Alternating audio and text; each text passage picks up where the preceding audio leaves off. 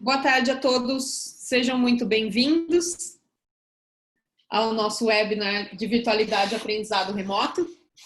Eu sou a Marina, da Tannirim Brasil, sou responsável pela parte comercial aqui no Brasil. Temos a equipe brasileira aqui também, Daniele, André, Camila e Alex, todos nos apoiando nesse dia de hoje. Temos convidados especiais também que vou apresentar para vocês nesse momento.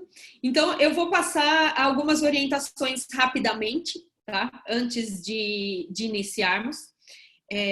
Aqui embaixo da tela tem um balãozinho escrito chat e um balãozinho escrito Q e A. Para vocês enviarem qualquer pergunta para ser respondida, por gentileza, utilizem esse botão de Q e A, ok? Nesse momento também eu vou soltar uma pesquisa para vocês. Nós gostaríamos de te conhecer melhor, de que instituição você fala e tudo mais. Então, peço que, por favor, respondam essa pesquisa que vai aparecer aí na sua tela, enquanto eu dou as orientações gerais, ok? Então, é o seguinte, como eu já disse, vocês podem enviar suas perguntas a qualquer momento na seção Q&A, ok? E após o término do nosso webinário, vocês vão receber entre 24 e 48 horas um link para acessar essa gravação e também através desse mesmo link vocês vão poder processar o seu comprovante de participação. Então, a pesquisa já está aí no ar. Vou pedir para que você responda. São 3 perguntinhas, rapidinho. Por favor, respondam enquanto eu termino aqui. E, enquanto isso, também vou te convidar, se você ainda não nos acompanha nas redes sociais, Facebook, Tannirim do Brasil, LinkedIn, Tannirim Brasil, nos acompanhe para novidades, comunicados, tudo que rola no mundo da educação aqui no Brasil e também eventos com parceiros, ok? Muito obrigada mais uma vez a todos pela presença. Acho que já responderam a pesquisa, sim. Então, pode passar para o próximo, por favor. Quem é a Tannirim? A Tannirim é uma empresa de tecnologia educacional, é uma empresa americana. A gente usa a tecnologia de ponta para capacitar todos os educadores para criar uma oportunidade de aprendizado, garantir, assim, integridade acadêmica e ajudar os estudantes a desenvolver habilidade de pensamento original. Por que a Tannirim está fazendo esse tipo de evento? Porque é uma preocupação genuína que a Tannirim tem em relação ao aprendizado, a qualidade de aprendizado do aluno. Então, a gente ajuda, temos ferramentas que vão auxiliar os professores nesse processo de ensino, para que o aluno ele consiga desenvolver o pensamento original, o pensamento crítico, através da escrita original também, ok? Uma escrita limpa. A nossa missão é aliada a todas as instituições de ensino, seja ela de ensino médio, seja ela de ensino fundamental, ensino superior, pesquisa. Nós gostamos de nos aliar a essas instituições para assegurar a integridade na educação e pesquisa em nível global. Então, a Tannirim está presente em mais de 140 países no mundo. São muitas instituições que já utilizam. Se você ainda não conhece, tiver curiosidade, nos siga em nossas redes para poder conhecer um pouquinho mais. E agora eu vou fazer a apresentação dos nossos palestrantes. Quem vai estar conosco aqui falando sobre a virtualidade e aprendizado remoto? Convidamos um time de especialistas para falar conosco hoje. A primeira palestrante, doutora Maria Inês Fini, com muita honra, muito obrigada por ter aceitado o convite. A doutora Maria Inês, ela é doutora em educação, pedagoga, professora e pesquisadora de psicologia da educação. Ela foi diretora de avaliação para certificação de competências do INEP, ela foi presidente do INEP também, ela foi fundadora da Faculdade de Educação no Unicamp e hoje ela é diretora pedagógica da Educar e diretora de operações estratégicas da EFIG. Ela vai falar um pouquinho mais sobre o que é essa nova empresa dela. Também teremos a doutora Alana Crivellaro Monteiro de Almeida. Ela é pós-doutora em Educação e Saúde Coletiva pela Unifor, doutora e mestre em Educação, Inovação e Tecnologia, especialista em EAD e Design Instrucional, formação de professores, metodologia de ensino PBL, especialista em metodologia ativa, e ela é diretora da RL Consultoria Educacional. Ela é diretora da BED, Associação Brasileira de Ensino à Distância, e foi gerente de AD em renomadas universidades. Hoje, ela é parte do time de avaliadores do INEP, do Ministério da Educação. Os próximos palestrantes que tivermos serão um time de 4 palestrantes. Junto a eles teremos a doutora Lara Crivellaro. Ela é fundadora e diretora-geral da EFIG Educacional, juntamente com a doutora Marinês. É uma empresa de educação internacional. Ela é representante exclusiva da Franklin High School no Brasil, uma escola virtual americana, que teve o 5º lugar no ranking americano e está presente em 17 países com mais de 1 milhão de estudantes. Ela é graduada em Ciências Sociais e doutora em Sociologia, ambos pela Unicamp. Foi reitora de universidade, diretora de curso de graduação e pós-graduação presenciais à distância, e atualmente ela também é uma avaliadora do INEP e do MEC. E, por último, mas não menos importante, o Dr. Ronaldo Barbosa. Ele é doutor em ciência, mestre em geociência, especialista em jornalismo científico e graduado em engenharia da computação. Ele é professor do Instituto de Artes da Unicamp, professor colaborador do Instituto de Geociências, e ele também é sócio da RL Consultoria Educacional. Os temas de pesquisa que o Dr. Ronaldo desenvolve são educação e tecnologia, ensino à distância, metodologias de ensino para ciências. Então, pessoal, vocês veem que o nosso time de palestrantes está de peso, especialistas em virtualidade e educação remota, para agregar bastante para vocês. Então, durante a fala deles, já vão formulando as suas perguntas ali na seção de Q&A. Por favor, deixem as suas perguntas. Agora eu convido um representante de cada empresa para falar brevemente sobre qual é a atuação de cada uma delas. Boa tarde a todos, é um prazer estar aqui, agradeço pelo convite. A RL Educacional, ela é uma empresa de consultoria educacional em que nós auxiliamos as instituições aos processos de credenciamento e credenciamento e regulação dos cursos, né? E também trabalhamos com a implementação de polos, com a implementação de núcleos de educação à distância, de laboratórios makers e, fortemente, em formação de professores. E temos um software também que auxilia no programa de controle de evasão de alunos de ensino superior e educação. Olá a todos. Bom, a EFIG é uma empresa de educação internacional. Nós temos aí parceria com instituições de ensino superior do mundo todo. E o que nós promovemos é a internacionalização de instituições de ensino aqui do Brasil. Não só em parceria com instituições internacionais para mobilidade, mas para desenvolvimento de projetos, tanto com instituições de ensino internacional, quanto com empresas para a organização de estágios virtuais, que é uma grande novidade aí que tem sido desenvolvida em instituições internacionais e que a gente está trazendo para o Brasil.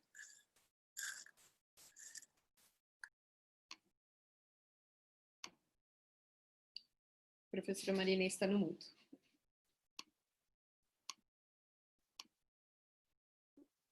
Camila.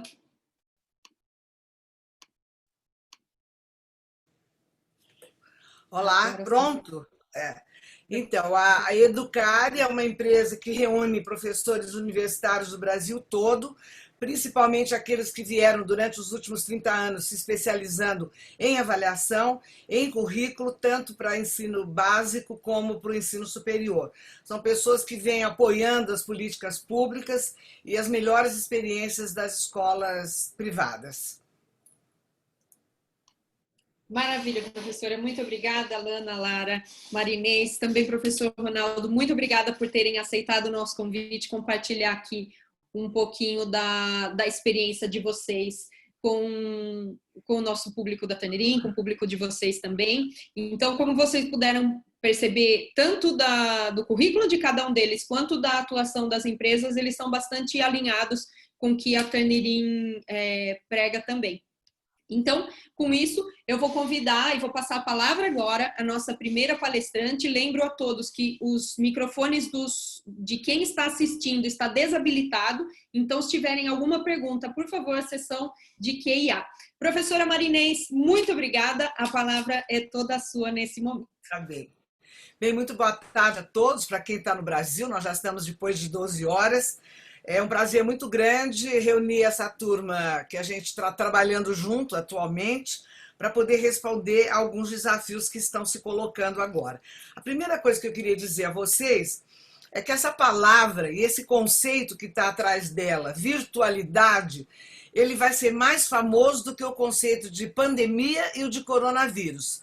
Podem ter certeza. Esse conceito, essa alternativa e tudo aquilo que ele elicia, ele vai estar presente na vida da educação brasileira e mundial a partir de agora. Muitos anos, daqui a muitos anos, esse período vai ser conhecido como o acesso desta noção de virtualidade na nossa vida cotidiana, não só no ambiente escolar, mas no ambiente da nossa vida social. Então, em primeiro lugar, eu queria dizer para vocês que, em função dessa perspectiva de virtualidade, nós só estamos no isolamento físico, mas o nosso isolamento social não existe, graças à virtualidade. Ele acontece de maneiras extremamente diferenciadas, não é? Porque nós mantivemos esse relacionamento social com os recursos que tínhamos, com conhecimentos que sabíamos praticar, mas o relacionamento está mantido. Então, nós não podemos falar em isolamento social, apenas no isolamento físico, não é? Outra coisa, quando voltarmos desse período, nós não seremos mais os mesmos, nem famílias, nem alunos e nem a própria instituição escola. Né? Tudo aquilo que nós almejávamos em termos de inovação, de modernidade, de inclusão da tecnologia na nossa vida escolar, aconteceu da sexta-feira para a segunda-feira. Nós tivemos que mobilizar recursos, nós tivemos que improvisar a atuação de excelentes professores que não estavam preparados para isso. Nem os professores estavam, nem os gestores das escolas e muito menos as famílias, não é?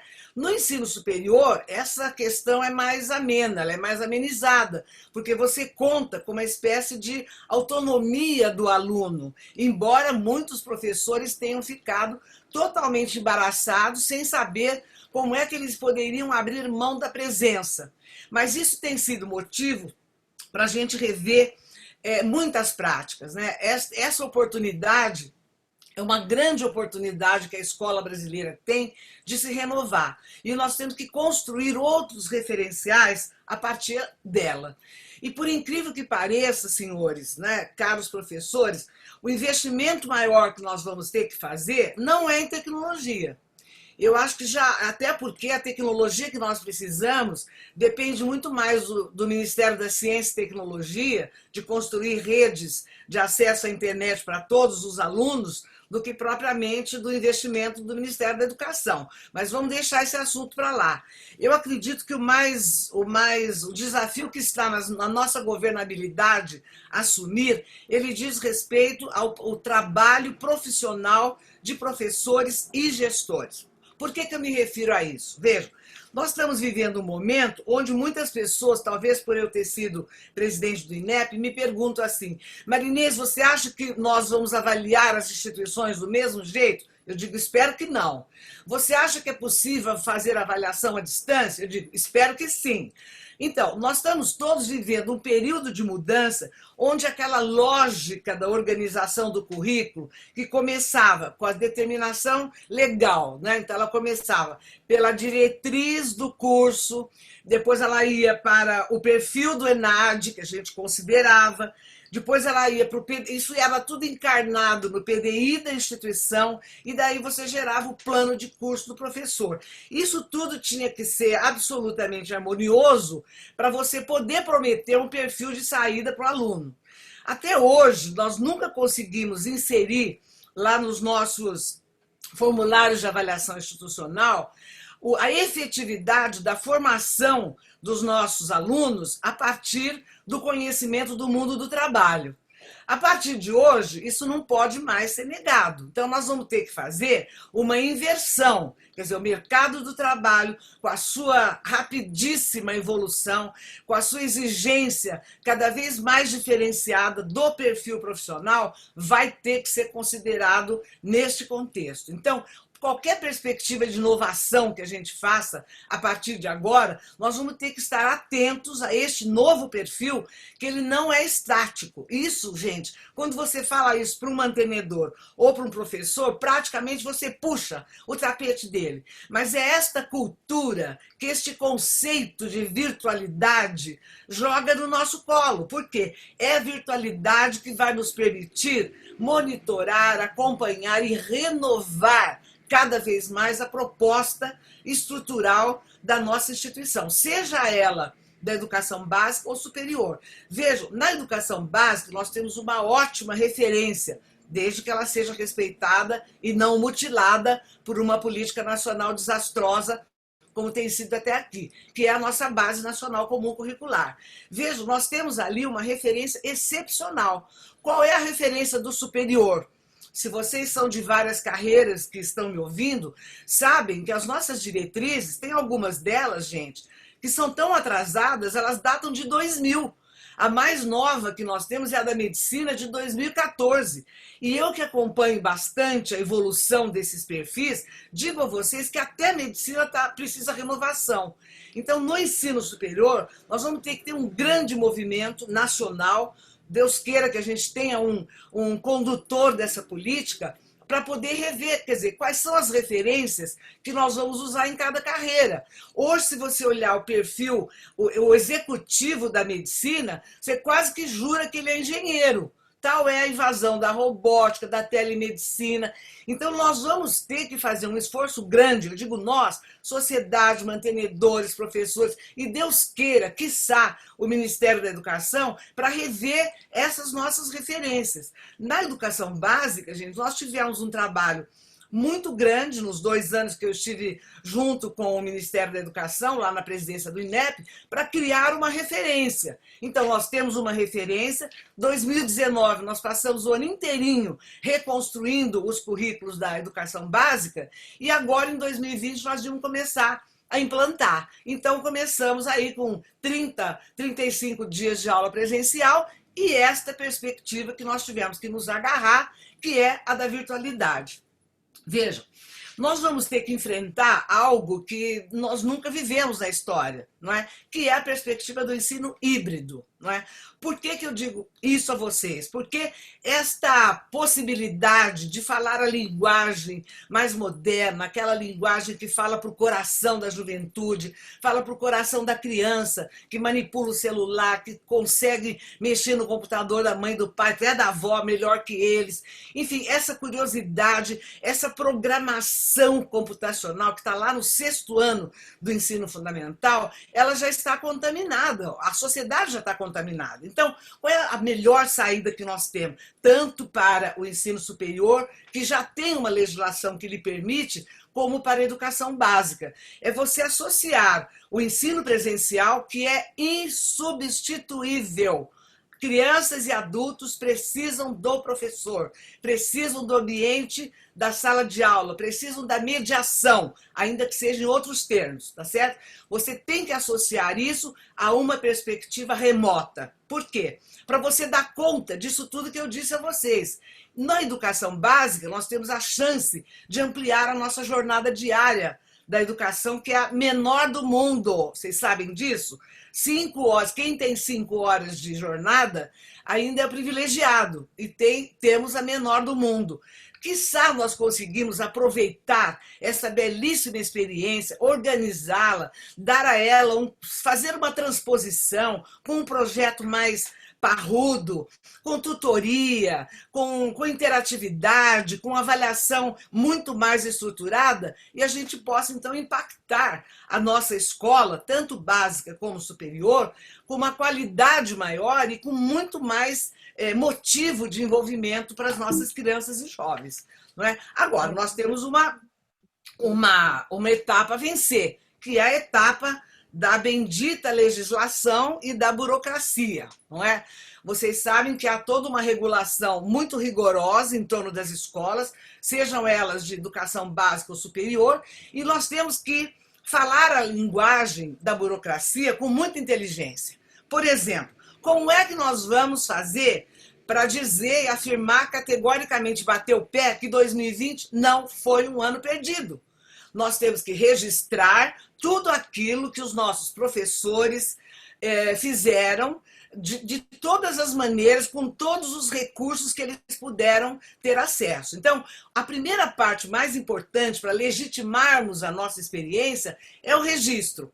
Para algumas escolas de educação básica, gente, o registro vai ser o diário de classe. Não interessa, desde que você tenha um registro, porque muitas coisas em relação à atividade de ensino estão sendo feitas. Algumas sensacionais, outras precisam de algum ajuste, alguma correção, mas nós não podemos perder o registro.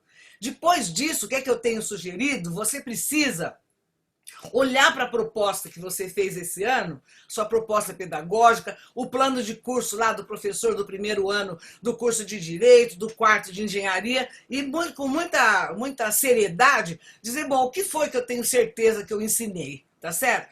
E agora, virtualmente, quanto é que eu pude trabalhar com os meus alunos, ainda que eu não tenha corrigido os exercícios, mas que eu tenha passado para ele. Então, a segunda coisa que você vai fazer é medir.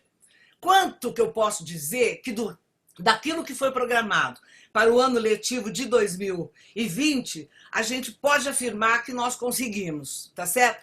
E depois, gente, nós vamos atribuir o juízo de valor.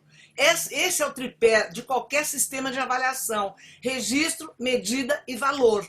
E com isso, quer dizer, o mantenedor que me ouve agora, ou o diretor da escola, ele tem argumentos baseados em provas, baseados em evidências, para legitimar a experiência magnífica que foi do ano letivo de 2020. E aí, então, os conselhos estaduais, os municipais, terão subsídios para poder trabalhar dessa maneira. Vocês sabem que eu sou... Bom, já vou terminar. Vocês sabem que eu sou fundadora da Faculdade de Educação da Unicamp, muito antiga, lá de trás, mas eu tenho acompanhado todo o movimento da minha universidade, muito orgulhosa dela, e ela fez uma diretriz acerca da avaliação que eu achei sensacional, né? Que é o seguinte, nós não vamos fazer a medição a ponto de dar nota 7, 8, 9, ou 10 ou 5. Nós vamos ter 2 registros apenas: satisfatório e insatisfatório. E para o insatisfatório, a universidade se obriga a fazer a reposição. Então, eu acho que nós estamos vivendo esse momento maravilhoso, não é? Vamos torcer para que a gente consiga reduzir o número de mortos, não é? Para que a gente tenha uma vacina o mais rápido possível e que a nossa volta possa ser permeada dessas grandes vitórias que nós tivemos com a virtualidade, esse conceito que vai nos acompanhar para sempre. Eu quero passar um pouco a palavra agora para a professora Lana, porque uma das maneiras que a gente vai poder trabalhar esse sistema híbrido, melhorando também o presencial, é por meio de novas metodologias. Então, vou passar a palavra a ela para nos falar um pouco sobre isso, que é a especialidade dela. Obrigada, professora. Pois é, o que nós encontramos nesse momento emergencial, né, na maioria das vezes, foi a transposição do ensino presencial para esse modelo online, remoto, à distância, com essas diversas nomenclaturas que cada um adaptou e resolveu chamar, né? Tem as suas diferenças, mas a gente não vai entrar nisso aqui. Então, mesmo nesse cenário atual da pandemia, é assim que nós encontramos principalmente o ensino superior. Algumas escolas também, mas muitas foram buscar maneiras diferenciadas de mostrar um modelo diferente, porque estavam lidando com crianças, mas o ensino superior, basicamente, manteve aí as aulas gravadas, as aulas ao vivo e manteve a sua educação, que eu costumo chamar de unidirecional, né? O professor ensina. Então, não apenas no ensino superior, mas em todos os níveis de educação, né? É urgente nós repensarmos nessa nova cultura de aprendizagem.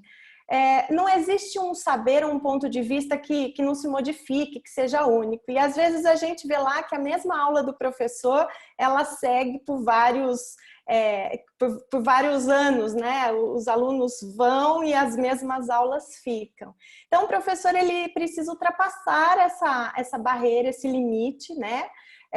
E começar a trabalhar mais com a questão da investigação, colocar esses alunos com mais questionamentos, experiências práticas.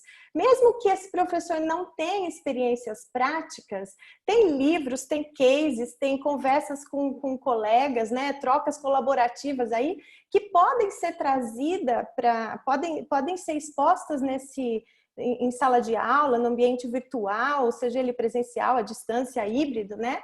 O que a gente também encontra é que, às vezes, o híbrido que acontece com os 20% da disciplina é que o híbrido, quando está no online, vai por um caminho que, às vezes, não anda junto com o mesmo professor, ele é paralelo, né?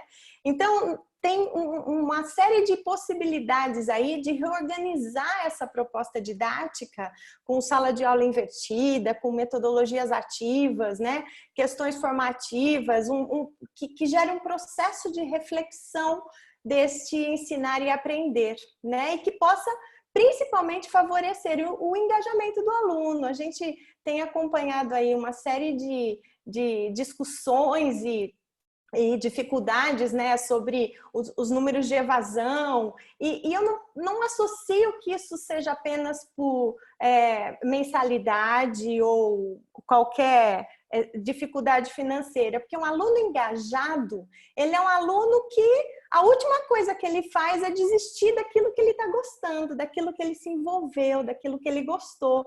Ele pode não ter dinheiro para sair no fim de semana, mas se ele estiver engajado, motivado, desafiado ao mundo do ensino, né, da aprendizagem, do seu processo de aprendizagem, ele vai ali ficar até realmente não ter o último centavo para pagar e dizer, agora eu não posso.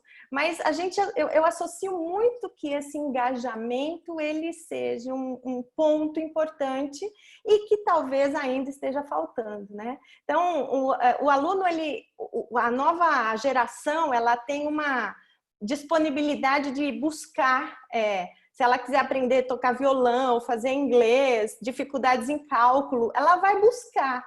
E o professor, ele não tem mais aquela...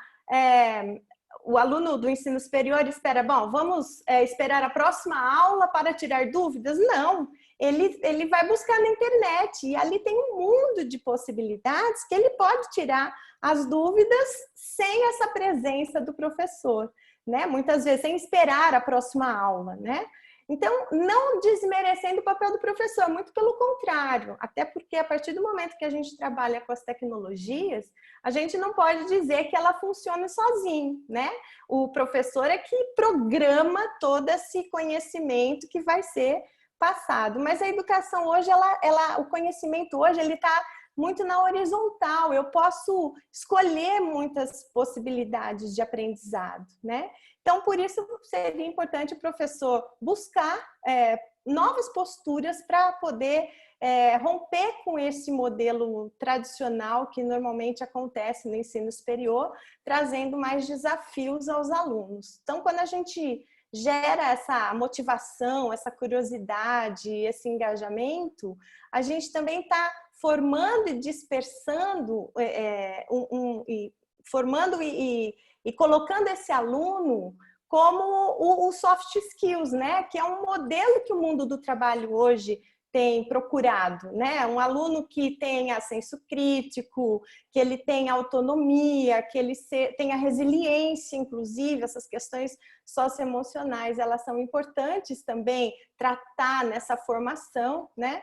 Eu tenho algumas experiências de algumas instituições que eu passei, quando o aluno ele era avaliado em disciplinas à distância, por exemplo, só por fazer suas postagens em fórum. Eu não posso garantir que nesse momento ocorreu um aprendizado.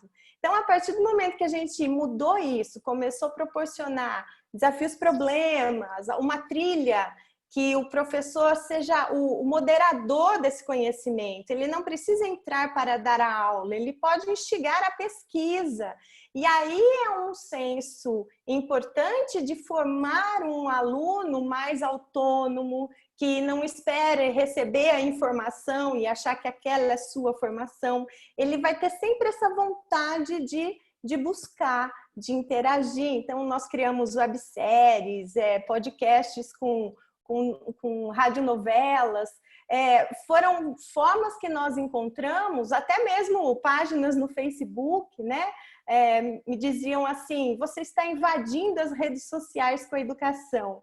Mas era um momento em que o Facebook ainda estava lá com essa geração, hoje já nem é tanto essa geração que está lá, estão mais no Instagram, no TikTok, né? Mas naquele momento o Facebook era auge dessa geração que ainda está em curso, né? E a gente não invadiu, nós abríamos uma página de discussão da disciplina, fechado só para quem estava matriculado naquela disciplina, mas que, de certa forma, a interação nas redes sociais, ela acontecia com muito mais naturalidade e vontade do aluno participar do que um fórum de discussão dentro de um AVA, por exemplo, que ele era obrigado a participar na maioria das vezes. Então, a gente entende que esse momento de pandemia, em que essas atividades remotas começaram a acontecer, ela também acabou sendo um grande desafio para o professor, que com todo o mérito e todo o nosso reconhecimento do esforço que foi, né, como a professora Marinês disse, do dia para a noite o professor ter que, da sua casa, no seu novo ambiente adaptado, ter que continuar a educação. A gente diz que quem continuou a educação de fato foram os professores. Eles foram lá e, independente do que a instituição, né, às vezes nem estava tão preparada assim, mas o professor foi lá e fez a educação continuar. Então, todo o mérito a ele. Mas acaba sendo um grande desafio desse momento que se repense essas possibilidades metodológicas, porque o que a gente entende é que algumas formações aconteciam mais para, vamos mexer num software, num aplicativo, a formação ela ia mais para o lado da tecnologia. Só que a tecnologia em si, sem a metodologia, ela também não funciona. Eu tenho que ter esse professor que me desafie, que proponha, porque a tecnologia não vai fazer isso. Então, os professores que ousaram e buscaram possibilidades metodológicas tiveram feedbacks positivos do engajamento desse aluno, né? É fundamental, então, que a gente encontre formas compatíveis para adaptar esse momento histórico, né? Para que a gente possa colocar essa nova geração que busca diferentes formas de aprender, né? De uma forma mais ativa, mais engajada, que o professor consiga buscar possibilidades de aprender, o aluno aprende a ser mais colaborativo, e às vezes a gente não vê o professor sendo tão colaborativo assim, né? E estimular que esse aluno passe a registrar, a se autoconhecer, ter disciplina, conhecer qual é a sua habilidade, porque às vezes ele passa o curso todo e não descobre a sua habilidade. E essa habilidade ela tem que ser registrada, ela tem que ser melhor discutida, preparada, refletida pelo próprio aluno, que visualize o que ele saiba, o que ele aprendeu, justamente para que ele ingresse nesse novo mundo do trabalho. E eu acho que para isso a professora Lara pode continuar aí dizendo quais são essas novas oportunidades que o mundo do trabalho tem a oferecer. Obrigada, Lana. Bom, pessoal, acho que, como disse a professora Marinês, é uma situação real, que do dia para a noite nós fomos colocados e sem privilégio ou exceção de ninguém, né? Num final de semana, o mundo se viu na mesma situação e tendo que lidar com ela. O que a gente pode perceber, e nós especialmente na EFIGE, nós acompanhamos aí muitas instituições internacionais, é que a situação foi exatamente a mesma para todos. A gente tem situações de grandes universidades que tinham por conceito o curso presencial, mesmo tendo um renome muito tradicional, aí não estavam preparadas para essa virtualidade que teve do dia para a noite. E tiveram que se posicionar e tiveram que encontrar soluções, né? Então, acho que a experiência que se teve, tudo que se fez em todos esses países, em todas as instituições, em todos os níveis de ensino, ela tem que ser, sim, avaliada, resgatada, e tem muita coisa boa para se aproveitar como continuidade para a educação. Uma coisa que no Brasil a gente sempre não olhou, né, ou pelo menos não teve um olhar, foi uma avaliação holística do aluno, né? O aluno sempre foi muito avaliado por aquilo que ele sabia naquele momento, naquela prova, ou no caso de um acesso ao ensino superior, a gente fala de provas quantitativas que avaliam esse aluno com pontos e que por milésimos ele perde a vaga, mas toda a história do aluno, tudo que se construiu ao longo da vida, se ele é um perfil empreendedor, se ele tem um perfil de liderança, se ele é um esportista, se ele tem méritos artísticos, no Brasil a gente nunca teve esse olhar, né?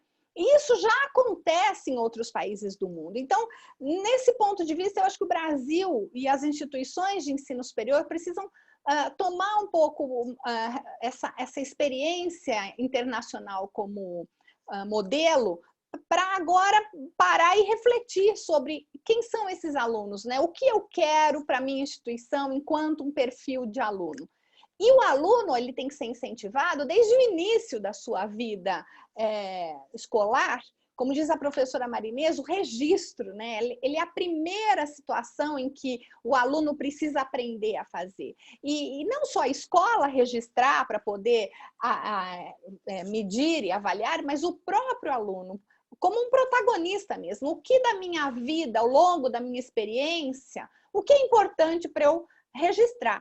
Então, entra em cena a possibilidade do aluno e das escolas utilizarem portfólios digitais, tem experiências belíssimas. A gente tem trabalhado com algumas experiências de instituições internacionais que utilizam, inclusive para o acesso ao ensino superior, um modelo de portfólio que o aluno conta toda a sua história. Isso já não distancia mais. Porque os alunos, a gente até costuma brincar aqui em casa, né? Que essa geração, ela nasceu para viver a quarentena, né? Porque os meus filhos ficam o dia inteiro dentro do quarto, muitas vezes no computador, tendo aula, com os amigos no videogame, no celular. Então, a gente, né, estranhou, mas eles foram preparados para isso. É uma geração que já é virtualizada, né? E nós, então, agora, enquanto escola, enquanto instituição de ensino, temos que rever toda essa trajetória, essa forma de alcançar o aluno, de colocar para o aluno exatamente o que ele precisa registrar, o que é importante, e desde o início. Então, o registro através de portfólios digitais, ele é muito importante, e as instituições de ensino elas precisam começar a rever essa forma de uma autoavaliação do aluno. E ainda em função disso, ele encontrar as suas habilidades, né? Soft skills. Onde é que eu me dou melhor? O que eu preciso desenvolver que eu ainda não desenvolvi? Poxa, eu sou muito tímido, poxa, eu tenho habilidades, eu não consigo me posicionar ou argumentar, ou eu fico tímido quando eu tenho que me colocar frente a algum grupo.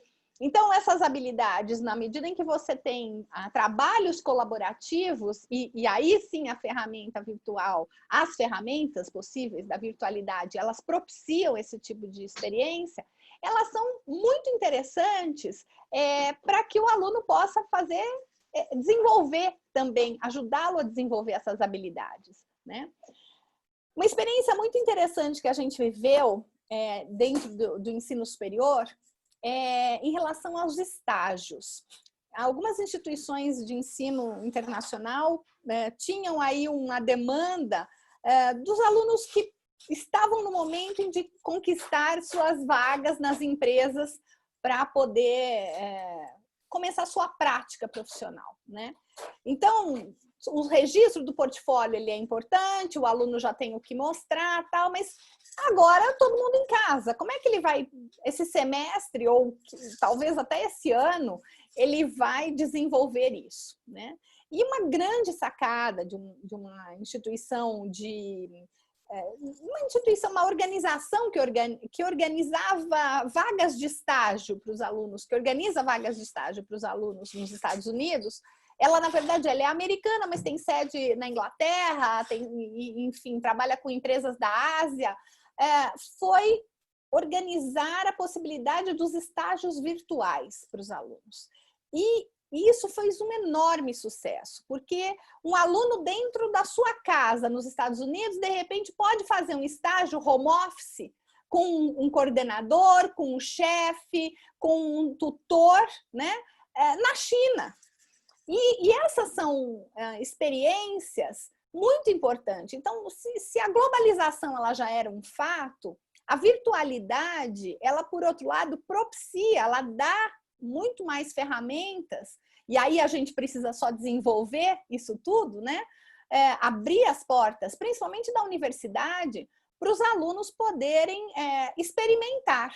Então, são exemplos, e aqui eu estou citando algumas das experiências pelas quais eu vivi nesse momento, acompanhando experiências de instituições de ensino superior fora do Brasil, que são impagáveis. Então, o aluno não está perdendo. Como disse a professora Marinês, não dá para dizer que foi perdido, né, o semestre ou o ano. É fato, aconteceu. Agora, disso daí, o que a gente pode melhorar, né? O que a gente pode aproveitar? O que a gente pode fazer desse limão uma limonada, né? Então, a gente tem aí trabalhado para refinar muitas experiências internacionais para transformá-las e organizá-las para um modelo brasileiro e poder oferecer aí para as universidades também essa possibilidade de internacionalização dos alunos, e tanto na questão de portfólio quanto nessa questão dos estágios virtuais, que passam a ser realidade também. Então, o que precisa é buscar alternativas, e alternativas que podem ser muito ricas e muito diferenciadas na formação desses futuros profissionais que estão indo aí para o mercado de trabalho. Muito bom, maravilhoso. Professor Ronaldo, eu acho que pode completar um pouco isso, né, Ronaldo? Obrigado, gente. Bom, eu vou resumir a minha fala, porque eu estou muito curioso para que a gente troque ideias também, né? Debatamos um pouco, inclusive com as pessoas que estão nos assistindo aqui. Eu resgatei um livro que trata da precarização dos professores ao longo da história, né? A gente sabe que antigamente você tinha muito mais homens ministrando aulas, né, nas escolas. A gente sabe que, e não é machismo nenhum da minha parte, é um fenômeno, não um evento histórico. A gente sabe que o professor foi perdendo espaço, a profissão do professor foi se precarizando, né? Então, tem muita bibliografia, muitos livros sobre isso. Eu queria resgatar algumas ideias aqui para a gente conseguir conversar um pouquinho a respeito disso, né? Uma das teorias dessa precarização dos professores é que isso acontece quando ele perde o controle e ele perde o sentido do que ele faz, né? Ele se submete a um controle externo, né? Então, esse controle externo encolhe, diminui, inibe a autonomia do professor. Quando isso acontece, você tem uma separação entre quem concebe, ou melhor, isso é fruto, né, de uma concepção de atividades e de uma execução. Só que o professor ele foi, ao longo do tempo, cada vez mais pendendo para o lado da execução e menos para o lado da concepção, né? Então, segundo esse ponto de vista, isso ajudaria a explicar a desimportância, vamos dizer assim, né, de certa forma, do papel do professor em termos de status social, reconhecimento em termos de remuneração, etc., né? Então, eu estou dizendo isso porque quando a gente pensa em aula, né, a gente tem lá a aula no sentido presencial, tradicional. O professor entra na sala de aula, fecha a porta, ele resolve o problema com os alunos dele, né? Ele é o profissional encarregado de encontrar o melhor caminho para que os alunos aprendam efetivamente aquela disciplina. Então, ele pode, inclusive, subverter o próprio planejamento da aula dele, né? Agora, vamos pensar no esquema virtual, no ensino remoto, né? O professor participa da concepção do modelo no qual ele está inserido, ele tem a liberdade para mudar a direção, né, de uma estratégia, de uma técnica, né, ou de uma tática que ele tenha planejado para uma determinada aula com os alunos, com a turma dele. Então, esse é um ponto de vista que a gente precisa pensar, né, até no sentido do que é uma aula hoje.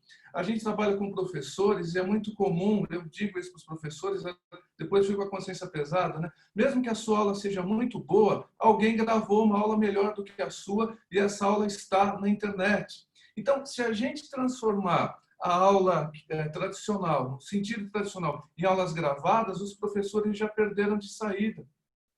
Daqui a pouco vão surgir softwares, agregadores de aula. Você vai escolher o idioma, a duração, o grau de profundidade, e você vai lá e pega as aulas. Vai ter aulas gratuitas, aulas pagas. Então, no meio desse tiroteio, né, dessa confusão tecnológica, a gente fica pensando e perguntando, o que é melhor? É o Zoom ou é o Google Meeting? Né? Eu acho que a gente devia estar pensando o que é uma aula. Por que uma aula é melhor? Por que uma aula é movimento e é emoção? Não é isso? E o que a gente perde quando ela se torna online? Tá? Eu não estou fazendo nenhum ataque ao ensino remoto, muito pelo contrário. Eu só acho que a gente devia focar mais a nossa preocupação para esses pilares. Né? Qual o papel do professor? Que participação ele tem nessas novas concepções?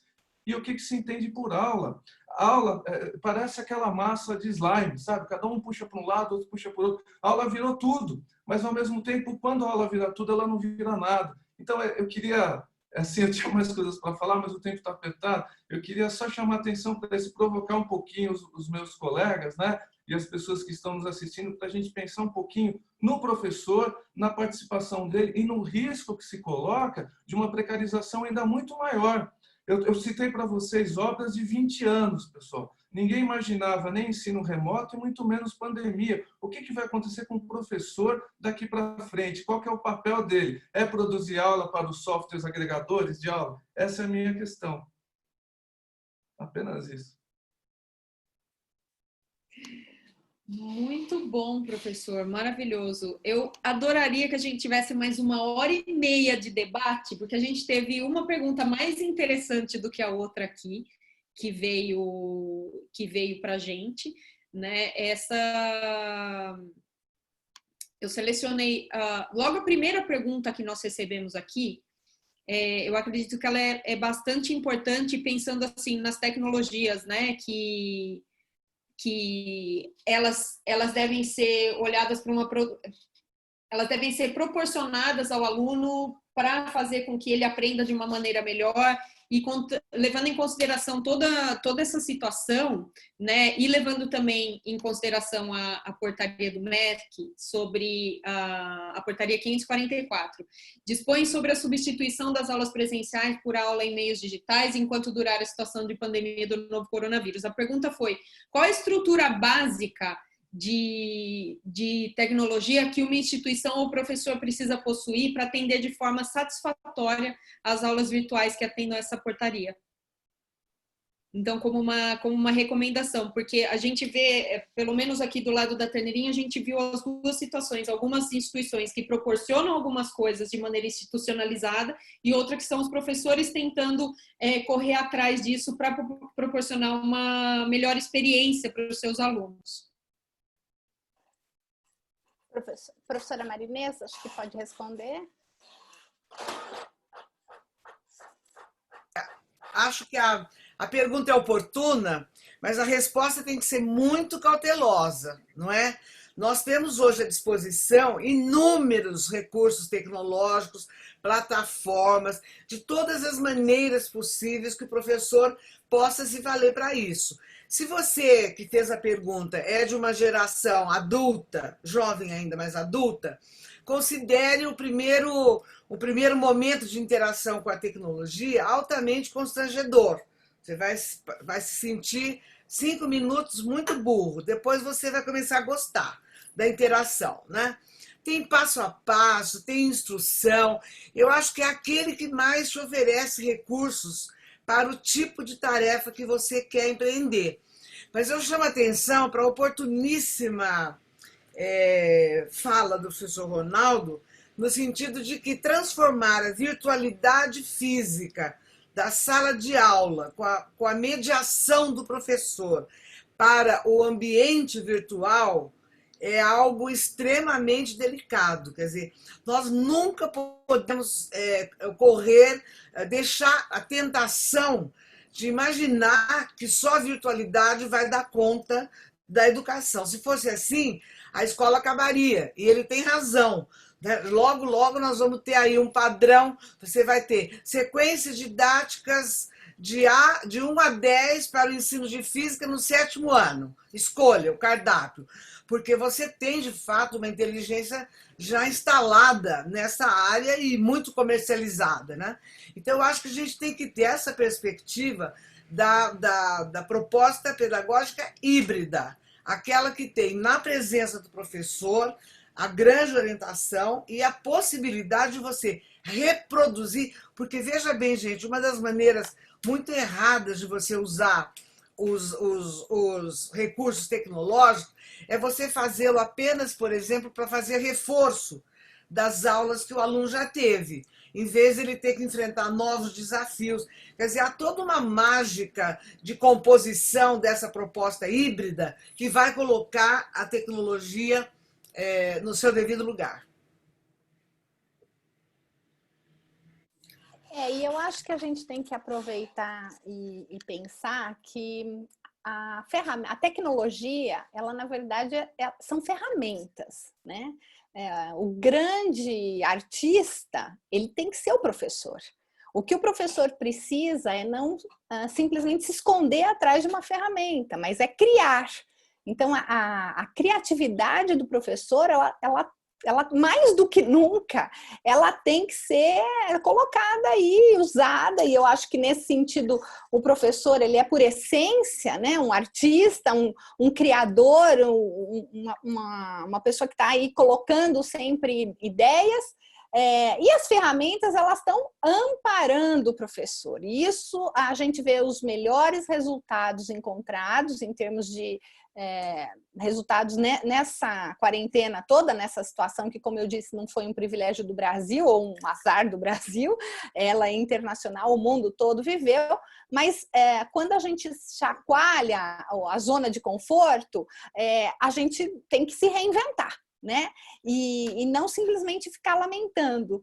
E eu acho que, nesse sentido, foi isso que aconteceu com a escola, foi isso que aconteceu com o professor. Não adianta ficarmos aqui agora chorando e lamentando.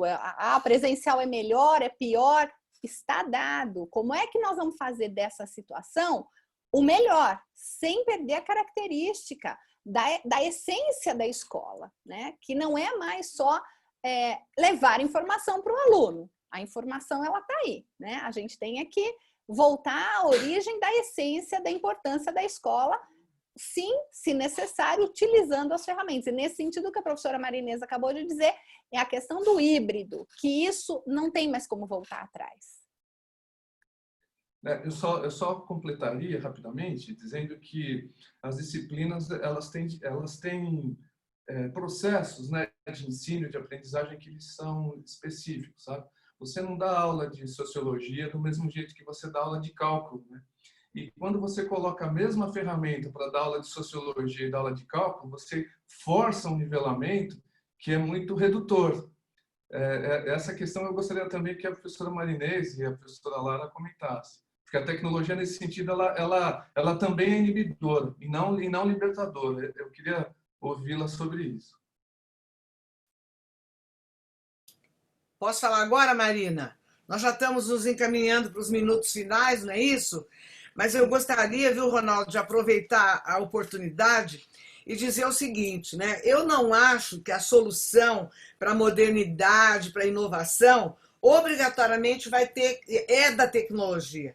Eu acho que a tecnologia ela está restrita, ela é do domínio do mercado de trabalho. E aí a palavra é mercado mesmo, não é mundo do trabalho. Por quê? Veja você essa interrupção da autonomia do professor, que foram os sistemas de ensino.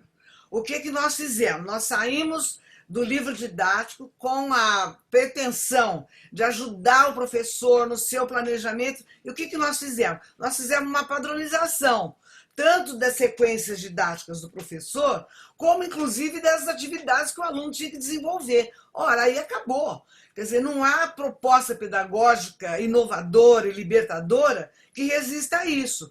Então, o perigo que nós corremos é de ter, de fato, uma padronização do trabalho do professor, usando esse papel de embrulho chamado modernidade, que a própria evolução da educação nos trouxe agora. Mas eu queria dizer para vocês o seguinte, não só que o último recurso a ser pensado tem que ser a tecnologia, mas que a escola, os mantenedores, têm que pensar um pouco que o nosso professor precisa ser apoiado para ele exercer um pouco a sua própria resiliência, ou seja, a sua capacidade de adaptação. Não vai ser fácil, não vai ser fácil. E qual é o papel do líder hoje, do mantenedor, do diretor de escola, do coordenador? Ele vai ter que ter competência para desenvolver com as suas equipes o trabalho colaborativo. Quer dizer, o professor precisa de apoio.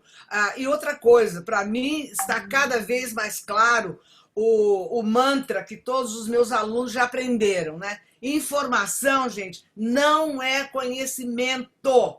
A informação está disponível e a virtualidade mostra isso. Outra coisa, memória não é inteligência. Nós temos que provocar os alunos para desenvolver outras estruturas de inteligência, tá certo? E mais do que tudo, né, a parte 3 é tecnologia não é pedagogia. Então, não vamos nos iludir, porque este tripé ele é fundamental para a gente poder falar em qualquer perspectiva de inovação. E assim eu termino, Marina. E eu só engato aqui, Marina, só bem rapidamente, né? Surgiu até uma pergunta que é a questão do engajamento, né? A tecnologia, por si só, ela não causa engajamento se eu não tiver o professor moldando essa discussão, essa reflexão, o que o aluno deve. E é o papel do professor para conseguir engajar e tornar esse momento da aprendizagem com muito desafio, é ele proporcionar situações que esgote as discussões e que force o aluno a buscar mais informações para se transformar isso em conhecimento e poder trazer bagagem para discutir. O aluno hoje ele é colaborativo, ele vive nesse mundo das redes sociais, em multidireções, ele aprende. Então a gente tem que o engajamento ele é muito mais nos saberes, nos conteúdos, nas discussões, nas reflexões, do que a própria tecnologia, porque ela por si só não vai engajar se não tiver estímulo ali das reflexões que surgem. Com certeza. Eu aplaudiria de pé cada uma das falas de vocês. Isso foi muito útil. Eu completo aqui dizendo, do lado da Turnitin, embora sendo uma tecnologia educacional, nenhuma tecnologia nunca vai substituir nenhum professor. O professor, toda e qualquer ferramenta, ela vai ser uma auxiliar do professor para proporcionar aprendizado para o aluno, pois como bem a professora disse, informação não é conhecimento, ele pode jogar um monte de informação, mas o aluno ele tem que processar, e o professor ele tem que ajudar o aluno nesse processamento, e é por isso que as tecnologias elas existem, para ajudar com que eles processem tudo isso. Então tem projetos multidisciplinares e tudo mais, as avaliações elas mudaram muito, né, ao longo do tempo, ela não é mais de 1 a 10 e sim mais interpretativo, que o aluno ele conseguiu pegar daquilo tudo. Concordo com a Eliette que seria uma live com cada profissional, seria excelente, a gente teria material aqui para umas 3 horas de debate. Agradeço imensamente mais uma vez, professora Marinês, professora Alana, professora Lara, professor Ronaldo, equipe da Turnitin no Brasil. Convido a todos para nos seguirem nas nossas redes, deixem as nossas perguntas, na medida do possível a gente vai tentar responder todas as questões que foram mandadas para a gente vai tentar mandar por e-mail. Vocês vão receber um link daqui mais ou menos 24 horas para acessar essa gravação e também para emitir o certificado de vocês. Muito obrigada mais uma vez a todos. Fiquem seguros, na medida do possível, fiquem em casa também. Um abraço a todos. Tchau, tchau. Obrigada.